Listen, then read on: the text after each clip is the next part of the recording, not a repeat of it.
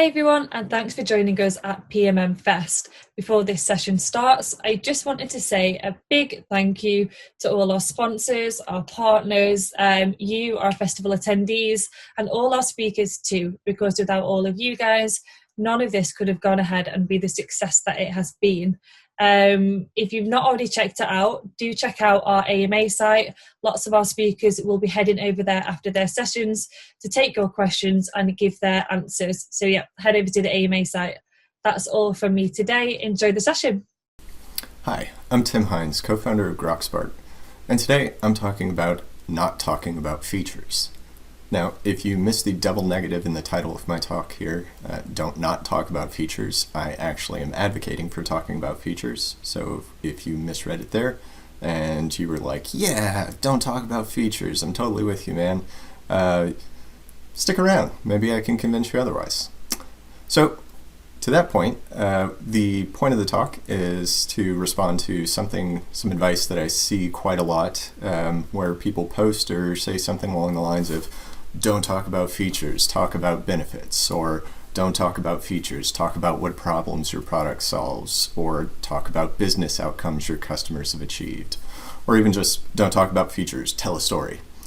Well, I don't disagree with the second half of any of these statements. I think you should do all of those things at the right time and the right place. It's the don't talk about features part that always seemed a little crazy to me. Because functional messaging about what your features do plays a very important role in helping potential users concretely understand what in your product will give them those benefits, solve those problems, deliver those business outcomes, and provide the details in your story to make it believable. In fact, each of these levels of messaging answers a different set of questions. For problems, first off, do I have these problems? Or is this product intended for me? Helps the person identify whether or not this is supposed to be something that they're interested in.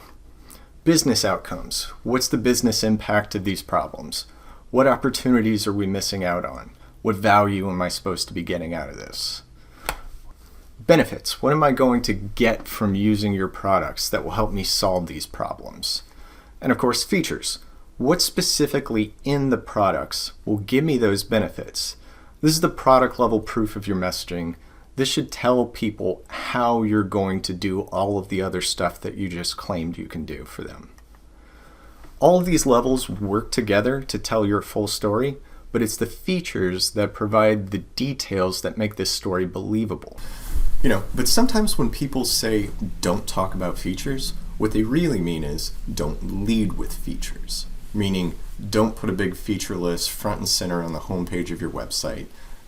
Don't make them the subject line of all of your prospecting emails.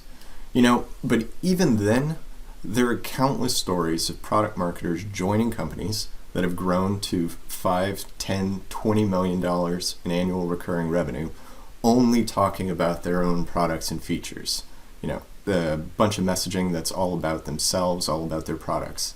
I've been in that situation twice myself, where I joined a company that was a decent size, only talking about themselves, and I found myself asking this kind of question: how did they get to this many people to buy the product with all this messaging that's just focused on their products, just focused on their features, not focused on the problems they solve, not focused on the business value they're going to provide, not focused on the benefits of the features even in a lot of cases. And two things happened that helped me to eventually sort of come to a conclusion about what was going on there. One, I talked to a bunch of those early customers, like a ton of them over the years, and tried to figure out what it was about the products, what it was about the messaging, what it was about what they were hearing from the sales reps at the companies that made them want to purchase the product in the first place. And then two, I reread Crossing the Chasm, which I had read originally a few years back when I was in business school before I was a product marketer. But back then, it didn't light up the same bulbs for me that it did after I had the experience of being a product marketer, especially in these early stage companies. So in Crossing the Chasm, you've got this technology adoption curve used by Jeffrey Moore to illustrate how technologies get adopted. The first 2.5% are your innovators, followed by the next 13.5%, which are the early adopters. Then you have a chasm between the early adopters and the next group, the early majority. And then you've got a late majority and then the laggards. Laggards are basically people who only adopt technology whenever they're absolutely forced to. Now, it's a little bit more interesting and a little bit more useful to look at the mentality of each one of these adoption groups. For example, the technologist, first group here, these are the people who are always looking for new technologies.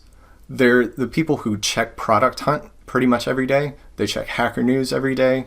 These are the people who have 8K TVs because their 4K TV was too old. They'll look at pretty much any product and its features, and if it looks remotely like they can use it to their advantage, then they'll try it out. The next group here, the early adopters, their mentality is visionaries. So the visionaries aren't as much into the technology as they are looking to solve some problems for them. They might not be actively seeking new technology, but if you tell them how something works, they have the vision to see if it solves any problems for them. And then you've got your pragmatist. Unlike the visionaries, these people want to be told what problems you solve, how you'll solve them, and who you've already solved them for. These are people who are a little bit skeptical about what it is that you're offering and typically don't have the time or energy to sit there and try to look through your feature messaging, look through your product messaging, and try to pick out what it is that's actually relevant for them. They kind of want to be told what the benefits are up front. And then the burden of proof for the conservatives and the skeptics gets even harder after that. After the pragmatists, you need a lot of social proof to be able to prove to the conservatives that there are a lot of other people who have already started using the technology and it's something that they need to be doing because they're already behind the curve. Now, so as it applies to features, or in talking about features, the technologists and the visionaries tend to be able to envision which problems they can solve with your features without having to spell it out for them. So they can actually be really helpful for you early on whenever you're trying to make that jump from the early adopters, from the visionaries, over to the pragmatists when you're trying to cross the chasm, because they can help you understand which problems they've solved are the most valuable to them, which ones you've solved the best with your products, which features help them to solve that. So you can create this messaging so that whenever you do start to attract those pragmatists, you'll have relevant messaging for them, because they want to be told which of their problems you can solve and not have to figure it out on their own. They don't want to have to look through your feature messaging, look through your product messaging, and try to pick out what's relevant for them. So before the chasm, this feature-led messaging can work, but that's a big caveat.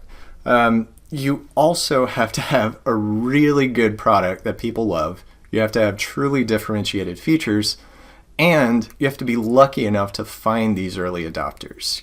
This is only 16% of the market, so if you go out and you throw up a bunch of feature messaging and you try to hit every potential person who might be in that market, only 16% of people are going to get it if you go off with feature-led messaging. The other group, feature-led messaging, won't get the job done because they want other things. They want to be told which problems you solve. They want to be told what benefits you'll provide that helps them to solve those problems. They want to know what the business impact's going to be. They want to know who else has already solved those problems. And it's somewhere around the late visionaries and the early pragmatist when a company typically brings in the first PMM. And that's when we start asking, how did we grow to this size just talking about features this whole time? And you look at the messaging that the company has, you look at all of the content that they've produced, you look at all this feature-focused stuff, all of this me messaging, and then we go and we rewrite it so that we start with the problems, or we start with business outcomes, and then we start changing the feature messages so that they're written more like benefits, so people know what it is that the feature is going to do for them versus what the feature does itself. But there's been some evidence lately that suggests that we may be overcorrecting here. We may be going a little bit too far the direction of writing everything as benefits and not talking enough about the actual function of the features, talking too much at the business outcome, business value level of things, talking too much about problems, and talking too high level about the solutions for those problems. So TrustRadius conducts this survey every year called the B2B Buying Disconnect. And that the survey results themselves do focus a lot on user reviews, since TrustRadius is a user review site, and how people can use user reviews to get more social proof into their messaging. But there's also a lot of other stuff in there around things that product marketers produce that's particularly useful for us. For example, buyers' usage of information sources during the buying process. Now, here I've highlighted the sources that are most controlled or influenced by product marketing. So up at the top here, you've got product demos, vendor product website, and then notice down at the bottom, vendor marketing collateral, vendor produced case studies, vendor blog, all of those things that people tend to ask us to do a lot of actually doesn't get used that much based on the responses from the B2B buyers that we have here. Big focus is on the product demos and the website itself. But there's actually some really interesting stuff that happens whenever you ask them, do they trust this information? So you'll notice here, product demos stays near the top of this group. It's just under your prior experience with the product, free trial, referral from a friend, colleague, or peer. Then you've got product demo right there. And all the way at the bottom, vendor product website has now dropped below vendor sales reps. That one kind of hit me hard. As a product marketer, I spend a lot of time trying to come up with the right messaging, hopefully knowing that it's going to resonate with the people who are coming to the website. And I see that on average, the stuff that we produce for our websites is just not being trusted by people who are coming to the site in the first place. Oddly enough, though, the product demo is. And when you look at some of the open-ended responses, you get some hints as to what might be going on there. Like this one. The product demo showed you what it actually did as opposed to what the marketing said it did. Also, sometimes the marketing was so vague, it was difficult to understand what the features actually were. So from reading the website, they can't tell what the features are. But when they're on the demo, they can ask a lot of questions, they can see what's going on in the product, they can sort of get it from there. But the situation is actually worse than that when you look at more data. TrustRadius also found that 60% of buyers said they won't even become a lead until they're ready to see a demo, get a trial, or when they're ready to buy. Meaning that we're missing out on a bunch of people who are coming to our websites, reading through everything, not understanding what it is that we do, and then getting out of there before they even sign up for anything. So we don't capture their leads, we don't have their email addresses, so we can't nurture them into understanding what it is that we do. We sort of get that one shot of them coming, trying to read through everything, trying to understand, and if it's not there, then they have no reason to sign up for the demo. But it's not completely surprising, because when you look at sort of the activities that would occur in an old buyer's journey, few years back, you'd throw up some content, have someone fill out a form on your website, and then get contacted by sales, and then sales would sort of control things from there.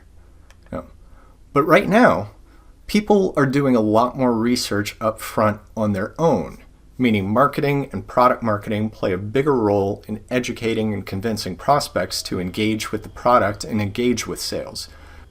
And depending on whose stats you're looking at, Forrester, Gartner, SiriusDecisions, it's estimated that somewhere between 65 and 90% of the buying process is done before speaking to sales.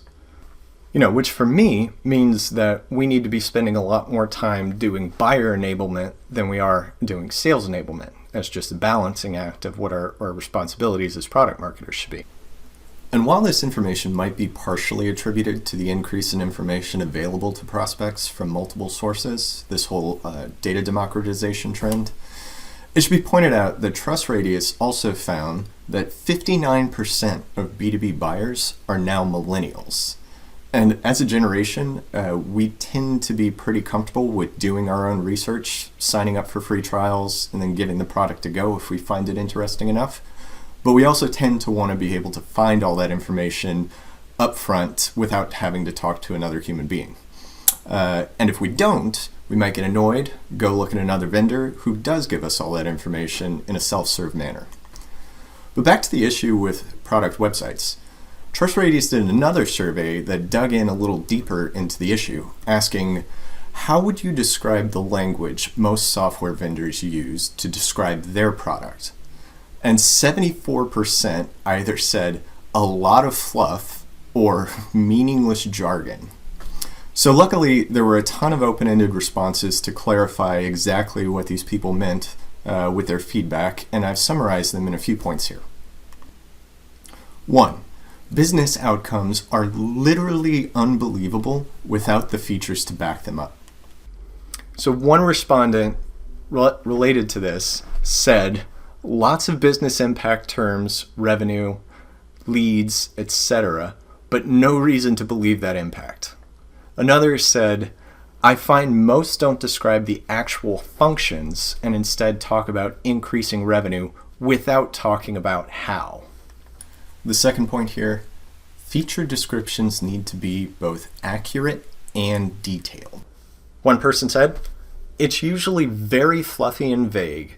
As a technical person, I can usually tell that it was written by someone in marketing who doesn't really understand the product. This one kind of reminds me of Ron Swanson walking into a home improvement store, and the associate walks up to him and says, hey, is there a project you're working on? I know more than you. All right. And another one of my favorites, it does some great stuff by magic would summarize most marketing. Now, and one mistake we might be making is always writing features as benefits rather than separating out the benefit from the function description of the feature. So benefits here, just a quick point. Sometimes these get merged together. Sometimes it's hard to sort out the difference between this two. Here's a general hint. If your message starts with you can, or the feature enables you to, fill in the feature name there, that's a benefit. You're telling a person what they will be able to do or what they will receive as a result of the feature. That's not the functional messaging. The function would be, the feature does something, or the feature followed by an action verb, fill in the blank with whatever the action verb is going to be there. That's a functional description there. That's what the respondents for this survey aren't seeing on the website. They aren't understanding what it is that the feature actually does that's going to provide the benefit, what the feature's going to do that will eventually result in the business outcomes that they're promised, solve the problems that you're claiming it's going to solve. 3, features need to be talked about in the right context, not in a big list. Because most people aren't going to be Ron Swansons. They're not going to be those visionaries or early adopters who can envision which of their problems you can solve just by looking at your feature list. For a slightly different perspective than what some of the other respondents said to the survey, this person says, a focus on features is usually fluff and does not really show the benefit. A ton of features does not mean much if you cannot get real business benefits from them. Now, this person is obviously not in the early adopter crowd, but they are in the majority, and we need to remember that. Most people don't care about your features until you give them a reason to. But when you talk about features in the right places at the right time, it works for both the visionaries and the pragmatists alike. So how do we do that? Instead of relegating feature descriptions to a big list on your web page, that one big feature page with 40 or 50 features on it that just goes down by a feature name with a little description next to it, or just talking about your features only in your documentation, if you talk about them contextually in other pages on your website and include a functional description about what the feature actually does within the context of that page, within the context of the benefits or the problems that are mentioned on that page, for use cases, for industries, for personas, whatever the context of the page is, people are able to sort of understand what it is from the product that is going to deliver those benefits to them, deliver that business value, solve those problems, anything else that's going on around them. So instead of talking about this just at a theoretical level, let's look at some examples of companies that do this well. So first example here is a great example of how to include your features within a product page that's a little bit less focused on the features themselves and has a lot of benefit messaging included in it. So HubSpot does this really well in a couple of places. They've got one section on their product page that allows you to see a few different benefits. You've got attract more visitors, convert more leads, close more deals, delight more customers here. And each one of those is going to have a few paragraphs describing what that main benefit is there. And if you notice, just under that, you've got features that make this possible. Now, each one of those little things there, the SEO, blogging, social media, ads, when you click on one of those, it takes you to a page that's going to have descriptions of that full feature. HubSpot's got a pretty massive product here, so SEO, blogging, social media, if you're calling that a feature is kind of, each one of those for another company might be considered a product rather than a feature itself. But one really cool thing that they do here, and one thing that I think is really important, if you look at one of their other benefits, move down from attract more visitors to delight more customers, you can see under the features that make this possible, they also include the social media feature there. So it's okay to have the same feature fall under multiple benefits in different spots on your product page. That actually makes it a lot, it makes a lot of sense if you think about it, because one feature can provide a whole number of different benefits there. For use case pages, I found one company that's doing this pretty well is Hootsuite. They take a somewhat similar approach to what HubSpot's doing there for their product page, but on the actual use case page itself. So this page is about social selling. And you can see we've got a few benefits listed under that, and they've got a few of these different sections within the page. This one is got the list of which products actually provide those benefits that are being listed there. So you see what it is that you actually have to purchase in order to get the benefits that are included in each one of those sections. Another company I think does use case pages, industry pages, persona-focused pages particularly well is Auth0. They have multiple sections on the page that include both a benefit, a description of the benefit, and then has a list of the features that provide that benefit. And the great thing here is that you get a little description of the actual feature itself included in that, so you don't actually have to click on a link to understand what it is that the feature is. You get more information than what's on the name. So it reduces the friction for the visitor during this experience as they're looking through the page. They can quickly see, here's the benefit, here's what I'm planning to get from it, and then here are the features that within the product that will provide that benefit to me.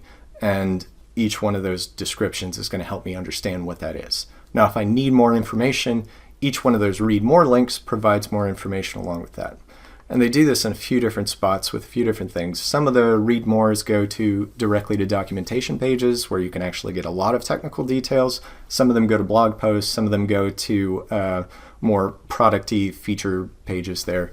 But either way, it's providing a lot more information about the function of the feature and is going to help the person believe that they're actually going to be able to, improve customer experience because here are the features that we do to be able to provide that. It also helps people sort of identify, what do you mean by improve customer experience? Because there are a lot of people who want to improve customer experience, a lot of different personas, but the way that you're improving customer experience is actually described by what features you have listed there. Another example is pricing pages. One company that does features included within pricing pages particularly well is Monday.com. When you go to their pricing page, you'll notice there's a little tooltip next to each line item there, each feature that you've got listed, with a short description of what that feature is, or it's actually a benefit of what that feature provides there. This is really important here whenever a person is trying to understand what is included in each one of your pricing packages.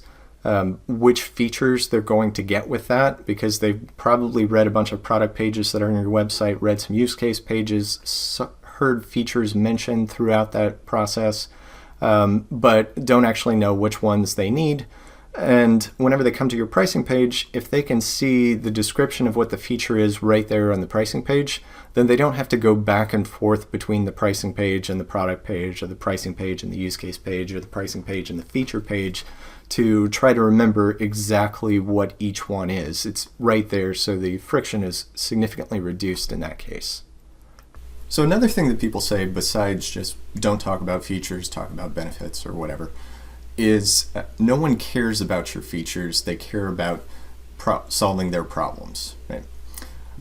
Which is probably true most of the time, but sometimes their problem is that they're your user, they're your customer, and they're waiting on a feature to be added to the product. And in that case, they care a lot about your features. So feature announcement posts are particularly useful for your users, and this might seem really obvious, but one company that does an amazing job with feature announcements is Elegant Themes. They produce the Divi theme for WordPress, and they've got some really ridiculously amazing announcement posts that they produce for a lot of new features that they do. You can see here that they've got the name of the features, they describe a little bit about what the features do, they provide an overview video that's included with it, and when you get down further into the post, they describe the feature in more detail, provide more functional description of what's going on with it, show you a few different things that you can do with the feature. And then another cool thing that they do is they intersperse these functional descriptions with short videos about what they just described in the paragraph before. So you can not only read in detail what it is that the feature is doing, but you can also see how the feature functions. And this is a little bit different than what you see a lot of the times with people who do this within a product page. A lot of the times you'll see a description or a feature name with a benefit next to a short looping video like this or a GIF of the feature functioning, but you don't always get the functional description of what's going on. So sometimes it's a little bit difficult to tell what's happening in the video in those cases. Now, if your management team is really gung-ho about making sure that there's a feature page that everyone can find the whole list of features on it, one company that does this really well is Full Story. What they do is they break down the actual features into capabilities, so they all roll up to what's this overall capability, and you can see this at the top of the page there, the analyze, collaborate, record, search, replay, integrate. Each one of those breaks down into a number of features below it, and each section of features there actually has a little feature category that goes along with it, but each feature has its own description along with that. Another really cool thing that they do here is they allow people to filter on which features are relevant to them. So you can pick your role from there, customer support, product management, marketing, whatever your role is, and it'll filter the list of features that are on that page down to the ones that are relevant for your role. This I found to be really cool because usually you'll see some pages that are broken out individually by role, which is nice, but if you're forced to do an entire feature list like this, including that on that same page makes a huge difference, because a lot of the times whenever you do one of those persona focused pages or role focused pages, you end up a lot at the benefit level and actually don't have all of the features included that would be a part of that the same way that you would do in a feature list. You know, if you ever have any doubt about when and where to use feature messaging, especially functional feature messaging, think about it like this. Does the user, does the prospect have enough information to be able to believe the other things that you've said there? If you mentioned a bunch of benefits, if you mentioned a bunch of business outcomes, if you mentioned some problems that you're claiming your product can solve for them, do they have enough information to believe it right then and there? And that's when the feature function messaging can come in and reinforce that with some product proof for it. Now, it also doesn't hurt to have social proof there. as well if you've got user reviews or if you've got testimonials from users claiming that they've been able to receive this business value, they've gotten these benefits, they've used your product. Fantastic. But the feature function messaging there is giving some concrete product proof as to what they should be expecting there. So I will leave it there, and if you have any questions, you can ask them on the AMA channel here. You can also hit me up on the PMA Slack community at any time. You can connect with me on LinkedIn. Thanks.